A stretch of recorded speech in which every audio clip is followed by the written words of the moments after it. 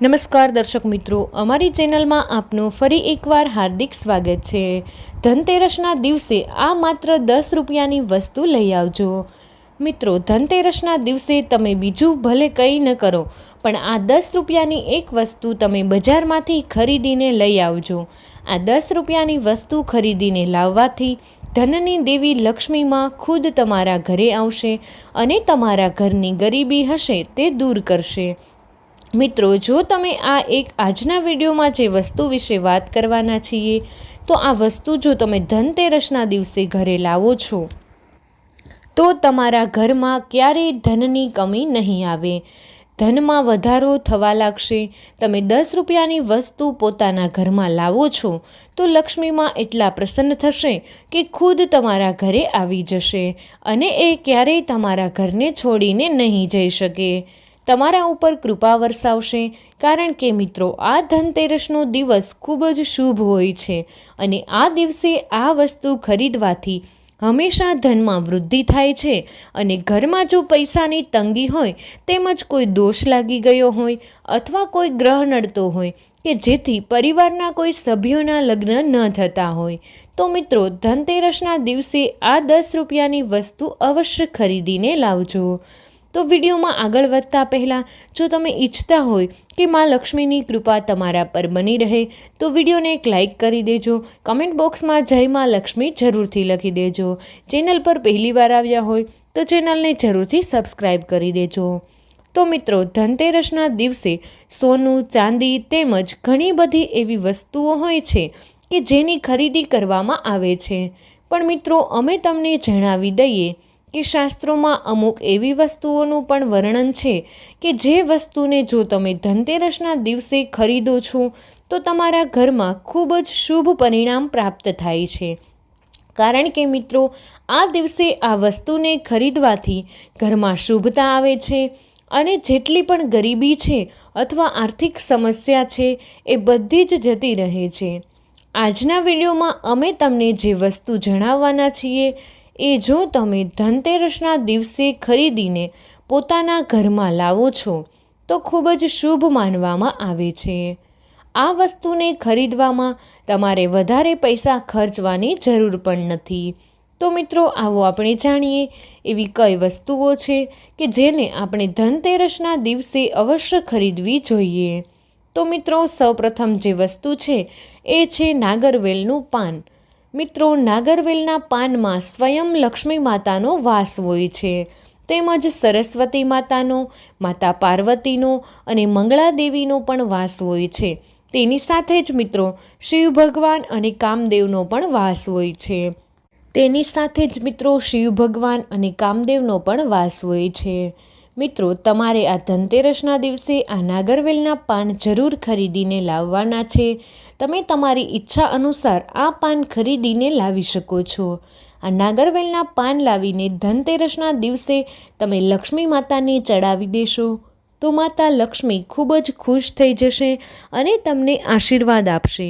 કારણ કે આ નાગરવેલના પાન જે છે એ લક્ષ્મી માતાને ખૂબ જ પ્રિય છે। તો મિત્રો, દિવાળી પછી આ પાંદડાનું તમારે શું કરવાનું છે? તો મિત્રો, તમે આને વહેતા પાણીમાં પ્રવાહિત કરી શકો છો અથવા તો કોઈ શુભ વૃક્ષ હોય તેની નીચે તમે રાખી શકો છો। તો મિત્રો, હવે આપણે જાણીએ બીજી એવી કઈ વસ્તુ છે કે જે તમારે ધનતેરસના દિવસે જરૂર ખરીદવી જોઈએ। કારણ કે મિત્રો, જો તમે આ એક વસ્તુને ધનતેરસના દિવસે ખરીદીને લાવો છો તો ધનની દેવી લક્ષ્મીજી એ શ્રી હરિ વિષ્ણુએ સાથે આપણા ઘરમાં આવે છે અને ક્યારેય તમારું ઘર છોડીને જતી નથી। જ્યાં શ્રી હરિ વિષ્ણુ ભગવાન હોય છે ત્યાં ધનની દેવી લક્ષ્મી હંમેશા વાસ કરે છે। મિત્રો, જો તમે વિષ્ણુ ભગવાનને પ્રસન્ન કરો છો તો તેની સાથે જ લક્ષ્મી માતા આપોઆપ પ્રસન્ન થઈ જાય છે। તો મિત્રો, હવે તમારે લક્ષ્મી માતાને પ્રસન્ન કરવા હોય તો આ બીજી વસ્તુ તમે ધનતેરસના દિવસે અવશ્ય ખરીદીને લાવજો। મિત્રો, તમે જોયું હશે કે આ દિવસે લોકો સોનું, ચાંદી ખૂબ જ ખરીદતા હોય છે, પણ મિત્રો ઘણા લોકો એવા હોય છે કે જે આ વસ્તુને ખરીદી શકતા નથી। તો મિત્રો, આ લોકોએ આ એક વસ્તુ જરૂર ખરીદવી જોઈએ। સોનું, ચાંદી ખરીદવાથી પણ વધારે આ વસ્તુ ખરીદવામાં આવે છે અને એ વસ્તુ સોના ચાંદી સમાન જ ગણાય છે. તો મિત્રો, તમે સોનું ચાંદી ખરીદી ન શકો તો એની જગ્યાએ તમારે આ આખી હળદર પણ ખરીદી શકો છો. મિત્રો, જ્યારે પણ તમે ધનતેરસના દિવસે હળદરની ખરીદીને લાવશો તો તમે એવું સમજી લેજો કે ધનતેરસના દિવસે આ હળદર ઘરમાં લાવવી એ બહુ શુભ માનવામાં આવે છે. જે લોકો આ ઉપાય નથી કરતા તો તે લોકોએ આ ઉપાય અવશ્ય કરવો જોઈએ. અને પછી વિષ્ણુ ભગવાનની સાથે લક્ષ્મી માતા પણ તમારા ઘરમાં આવશે અને તેનો વાસ હંમેશા માટે થઈ જશે. તે ક્યારેય તમારા ઘરને છોડીને નહીં જાય. મિત્રો, ધનતેરસના દિવસે તમે જોશો તો આનો લાભ તમને તમારા જીવનમાં બહુ ચમત્કારિક રીતે મળશે. ધનતેરસનો તહેવાર છે એ ખૂબ જ શુભ અને મંગલકારી માનવામાં આવે છે. મિત્રો, આ દિવસોમાં લક્ષ્મી માતાને પ્રસન્ન કરો છો તો તમારા ઘરમાં કોઈ પણ પ્રકારની પૈસાને લગતી મુશ્કેલીઓ હોય, એટલે કે જો પરિવારના સભ્યોનો ધંધો સરખો ચાલતો ન હોય તો તેમાં તમને વધારે નફો થવા લાગે છે. તેમજ મિત્રો, ઘરના સભ્યો હોય કે જે નોકરી કરતા હોય તો તે લોકોને પણ નોકરીમાં પ્રમોશન મળે છે અથવા તો તેનો પગાર વધી જાય છે. તેની સાથે જ મિત્રો, જે લોકો નોકરીની શોધમાં હોય છે તો તે લોકોને અવશ્ય નોકરી મળી જાય છે. પણ મિત્રો, તમારે આવા શુભ દિવસોમાં લક્ષ્મી માતાના આ ઉપાય અવશ્ય કરવા જોઈએ. તો મિત્રો, હવે આપણે ધનતેરસના દિવસે તમારી ત્રીજી વસ્તુ એવી કઈ ખરીદવાની છે એના વિશે આપણે વાત કરીએ. કારણ કે મિત્રો, આ વસ્તુ જો તમે ખરીદીને લાવશો તો એક વર્ષમાં જ તમને એવો ચમત્કાર જોવા મળશે કે જેવું તમે ક્યારેય વિચાર્યું પણ નહીં હોય. તો મિત્રો, વિડીયોમાં આગળ વધતા પહેલાં જો તમે અમારી ચેનલ પર પહેલીવાર આવ્યા હોય તો મિત્રો, ચેનલને જરૂરથી સબસ્ક્રાઈબ કરી દેજો. કમેન્ટ બોક્સમાં જય માં લક્ષ્મી જરૂરથી લખી દેજો. તો મિત્રો, હવે બીજી એવી કઈ વિશેષ વસ્તુ છે કે જે તમારે ધનતેરસના દિવસે ખરીદીને લાવવી જોઈએ. તો એ વસ્તુ છે સાવરણી. મિત્રો, આ સાવરણીમાં લક્ષ્મીનો વાસ હોય છે. ધનતેરસના દિવસે સાવરણીની ખરીદવી એ ખૂબ જ શુભ માનવામાં આવે છે.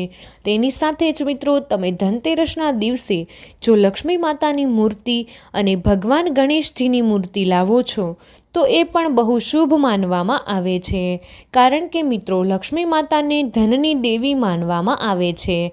ગણપતિ દાદાને લાભના દેવતા માનવામાં આવે છે. અને જે પણ મૂર્તિઓ તમે લાવો છો, લક્ષ્મી માતાની અને ગણપતિ દાદાની મૂર્તિ છે એ તમારે માટીની મૂર્તિ લાવવી જોઈએ. ધનતેરસના દિવસે માટીની ધાતુની મૂર્તિ લાવવી એ ખૂબ જ શુભ માનવામાં આવે છે. તો મિત્રો, જો તમે આ દિવસે આ મૂર્તિ લાવો છો તો તમારા ઘરમાં ક્યારેય પૈસાને લઈને કોઈ મુશ્કેલી આવતી નથી. તેની સાથે જ મિત્રો, ધનતેરસના દિવસે તમારે સોપારી અવશ્ય ખરીદવી જોઈએ. સોપારીને વાસ્તુશાસ્ત્રમાં ખૂબ જ શુભ માનવામાં આવે છે.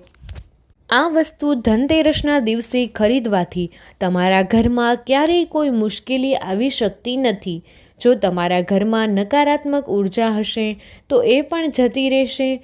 તો મિત્રો, હવે આપણે આગળ વાત કરીએ છીએ બીજી કઈ એવી વસ્તુ છે કે જે તમારે ધનતેરસના દિવસે જરૂર ખરીદીને લાવવાની છે. તો મિત્રો, વર્ષમાં આ મોકો એક જ વાર આવે છે. તો મિત્રો, આ મોકાને જવા ન દેવો જોઈએ.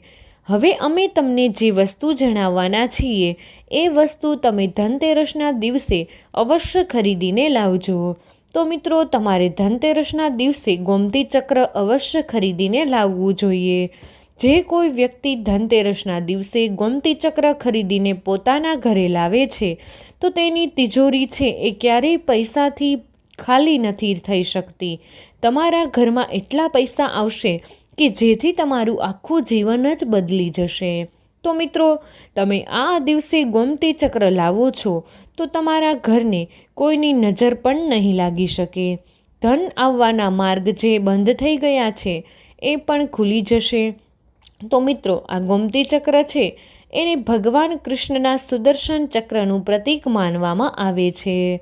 મિત્રો, આ ગોમતી ચક્ર આપણા ઘરમાં ખરીદીને લાવો છો કે જેમાં સ્વયં લક્ષ્મી માતા વાસ કરે છે. આથી તમારા જીવનમાં ક્યારેય કોઈ પણ પ્રકારની કમી નથી આવતી અને તમારા ઘરમાં હંમેશા સુખ સમૃદ્ધિ જ આવે છે.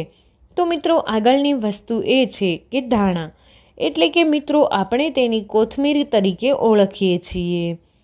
આ ધાણા છે એ લક્ષ્મી માતાને પ્રસન્ન કરી શકે છે.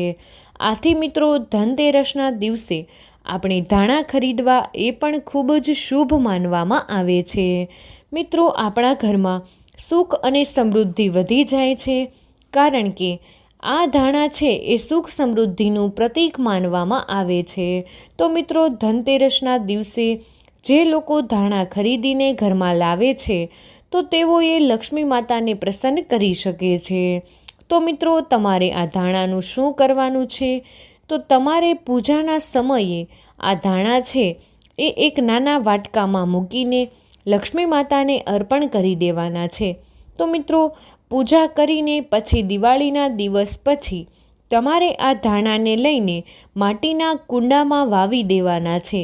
એટલે કે મિત્રો પછી જો આ ધાણા ઉગી જશે તો તેમાંથી જે લીલી કોથમીર નીકળે છે તે ધીરે ધીરે ઉગતી જશે. એવી રીતે મિત્રો તમારા ઘરમાં પણ સુખ સમૃદ્ધિ આવવા લાગશે. ધીરે ધીરે મિત્રો આ તમારી તિજોરીમાં ધન ભરાવા લાગશે. આથી મિત્રો દિવાળીના ધનતેરસના દિવસે અવશ્ય તમારે ધાણાની ખરીદી કરવી જોઈએ. તો મિત્રો વિડીયો પસંદ આવ્યો હોય તો વિડીયોને એક લાઇક કરી દેજો. તમારા બધા જ મિત્રો સાથે વિડીયોને શેર કરી અમારી ચેનલને સબસ્ક્રાઈબ કરવાનું ભૂલશો નહીં. કમેન્ટ બોક્સમાં જય માં લક્ષ્મી જરૂરથી લખી દેજો.